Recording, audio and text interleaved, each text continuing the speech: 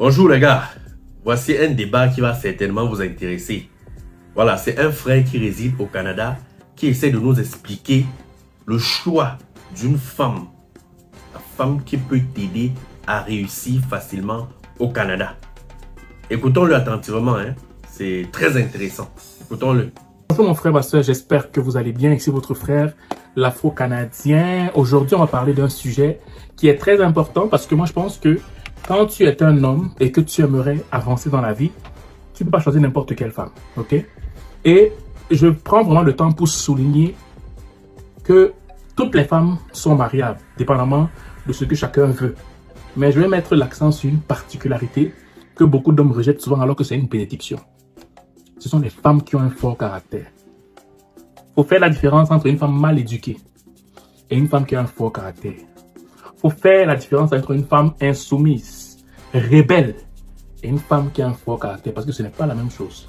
Une femme qui a un fort caractère est une femme qui est guidée par ses convictions, sans pour autant être rebelle envers son conjoint. Une femme qui a un fort caractère connaît exactement ce qu'elle veut dans la vie, qui a des positions sur lesquelles elle est assise, qui fait en sorte que ça peut donner l'impression qu'elle combat quelqu'un quand elle parle. Non, mais c'est juste qu'elle est animée par ses convictions.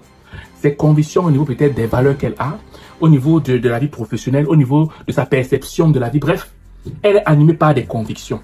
Et ce n'est que des hommes qui sont sages et tempérés qui peuvent marcher avec des femmes de conviction.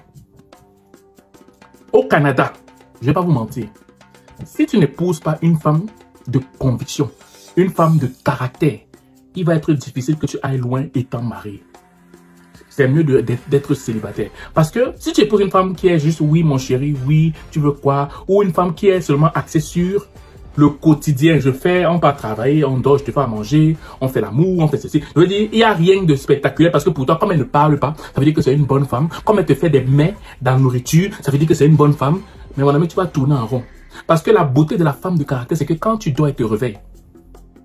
Quand tu sommeilles par rapport à ton potentiel, quand tu es léger, quand tu es laxiste, elle va parler et tu vas te réveiller. La femme de caractère peut être confondue à une femme qui est insoumise, mais ce n'est pas ça. La femme de caractère ne peut pas voir son homme tergiverser, être nonchalant, être laxiste, être feignant et elle reste tranquille.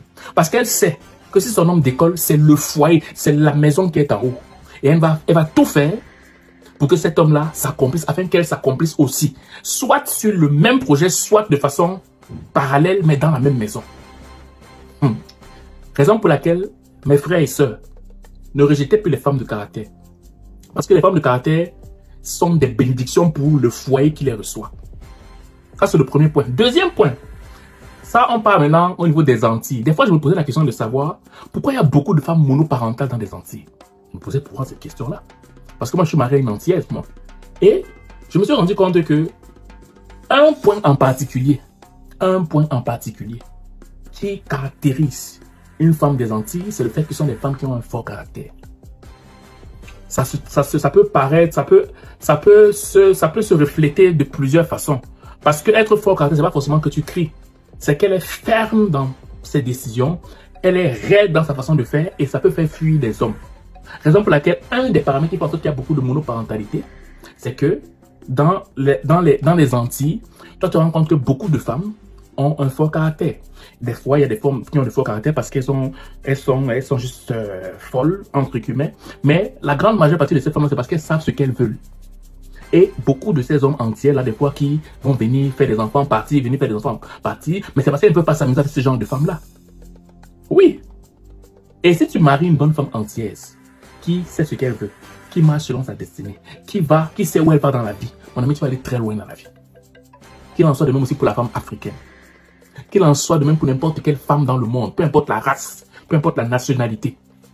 Mais je tiens à dire, toi africain, toi caribéen, de ne pas confondre une femme qui a un caractère fort à une femme qui est insoumise, à une femme qui est rebelle. Parce que si tu sais bien manager le caractère de cette femme-là, tu vas aller loin dans la vie parce que c'est elle qui va te réveiller quand tu ne pourras pas avancer.